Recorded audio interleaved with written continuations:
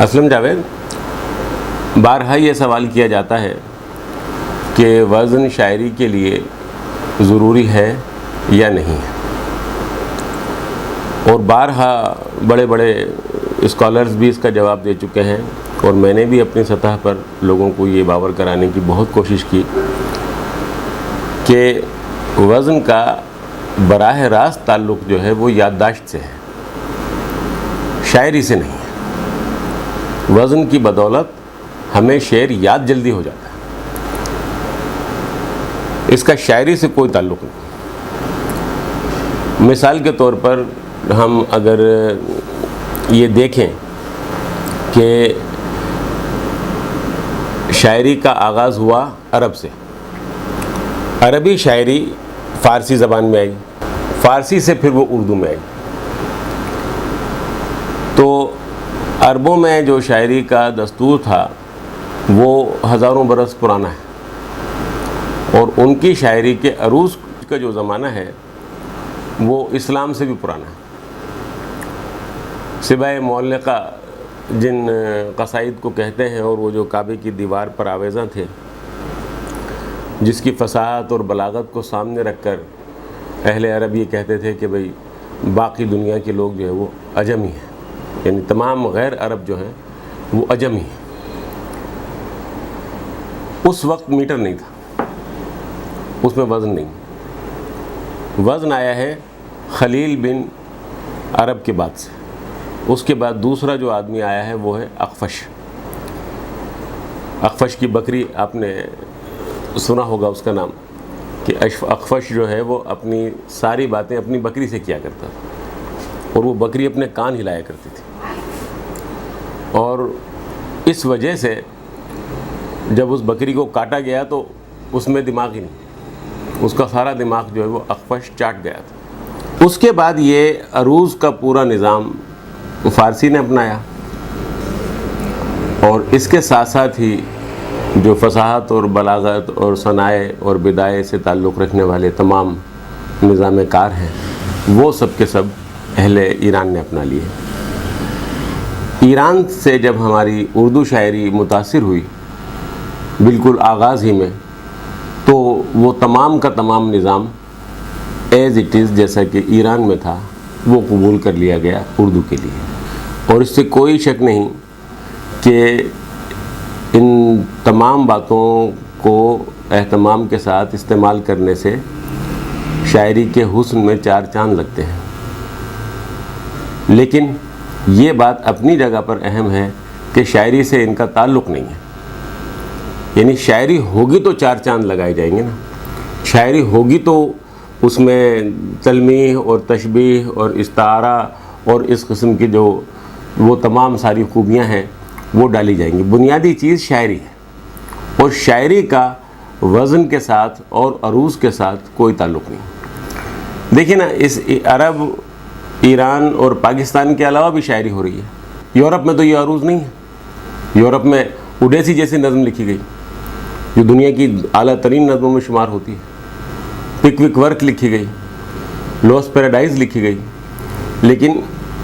ان کے ہاں یہ عروض کا نظام نہیں ہے۔ ان کا اپنا ایک نظام ہے جس میں کہیں وہ رائمنگ ورڈز استعمال کرتے ہیں اور کہیں وہ دوسری چیزیں استعمال کرتے ہیں۔ تو کہنے کا مطلب یہی ہے کہ اردو شاعری میں بھی اگر کوئی ایسا تجربہ کرتا ہے جس کو کہ نثری نظم کا نام دیا جاتا ہے، تو اس کو ہمیں تجربے کی سطح پر خیر مقدم کرنا چاہیے، بجائے اس کے کہ اس کے خلاف کوئی تحریک چلائی جائے۔ اور حیدرآباد کا جہاں تک تعلق ہے تو یہاں ذیشان ساحل اور احسن سلیم اور سعید الدین جیسے نثری نظم کے کامیاب شعراء یعنی پیدا ہوئے ہیں۔ ذیشان ساحل کی بھی کتابیں ہیں، سعید الدین کی کتاب آئی ہے اپنا پانی کے نام سے، احسن سلیم کی کتابیں ہیں۔ تو یہ غیر معمولی صلاحیتوں کے لوگ ہیں، اور ہمیں ان کی صلاحیتوں کا اعتراف کرنا چاہیے، اور فن کی سطح پر پرکھنا چاہیے کہ آخر ایسی کیا وجہ ہے کہ جو ہے ہم عروض اور ردیف اور قافیہ سے ہٹ کر شاعری کا تصور بھی نہیں کر سکتے۔ شاعری ایک بہت ہی مختلف چیز ہے، اور یہ آج سے نہیں ہزاروں برس سے ہو رہی ہے، اور جب ہزاروں برس سے ہو رہی ہے تو عروض تو ہزاروں برس پہلے نہیں تھا۔ اگر ہم اس عروض کو ترک کر دیتے ہیں تو شاعری کی کیا صورتحال بنے گی؟ تو شاعری کی کوئی ایسی صورتحال نہیں ہے۔ شاعری جیسا کہ ابھی میں نے کہا کہ عروض سے پہلے بھی ہو رہی تھی، عروض کے بعد بھی ہو رہی ہے، اور جو وزن ہے اس کا صرف اور صرف فائدہ اتنا سا ہے کہ اس کے سبب سے چیزیں یاد رہ جاتی ہیں۔ مثال کے طور پر اہل عرب کا حافظہ بہت مشہور ہے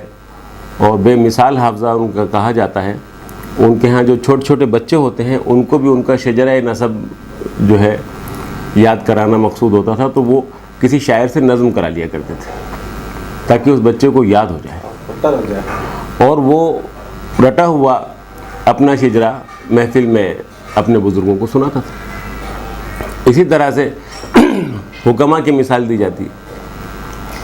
حکیم لوگ کے ہمارے یہ جو تجربے شدہ نسخے ہیں طب کے،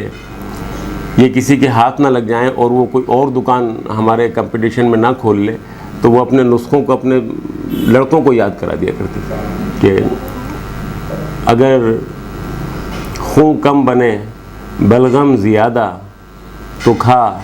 گاجر چنے شلغم زیادہ، جگر کے بل پہ ہے انسان جیتا، اگر ذوف جگر ہے کھا پپیتا۔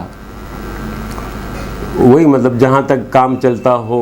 غذا سے وہاں تک چاہیے بچنا دوا سے، اس طرح سے کر کے یہ ایک نظم ہے۔ لیکن اب اس میں شاعری تو نہیں ہے۔ اگر وزن ہی میں شاعری ہے تو آپ یوں سمجھ لیجئے کہ یہ جو شعر ہے کہ دل کو لگتی ہے بات بکری کی، یوں تو اچھی ہے ذات بکری کی، کیا اس میں شاعری ہے؟ حالانکہ اس میں ایک بہت اچھی بات نظم کی گئی ہے۔ تو یہ نظم کے مسائل ہیں، شاعری کے نہیں ہیں۔ عروض، بحر، قافیہ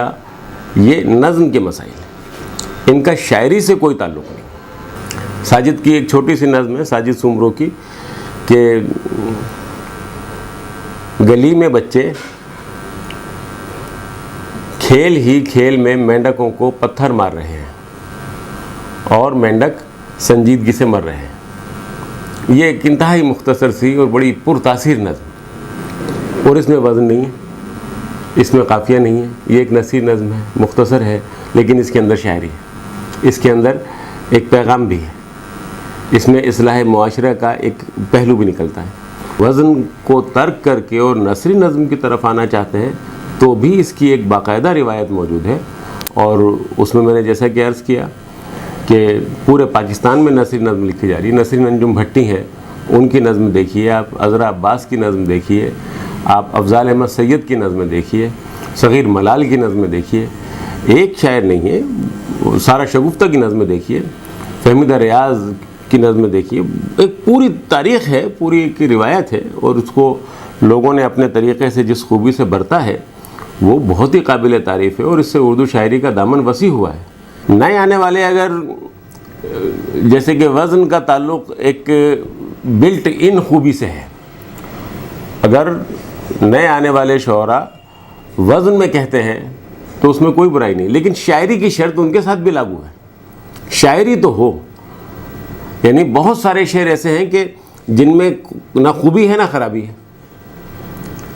ہزار ہا شعر ہے، آپ اپنے حیدرآبادی کو دیکھ لیجئے، ہزار ہا شعر ایسے ہیں کہ جن میں نہ خوبی ہے نہ خرابی۔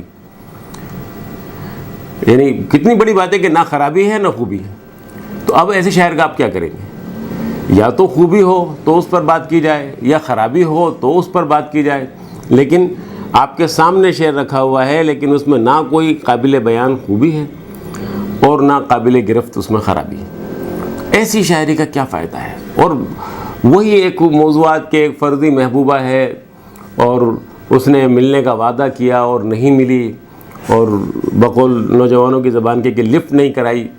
تو یہ کب تک چلے گا؟ شاعری علامہ اقبال نے بڑے مرتبے تک پہنچا دی ہے،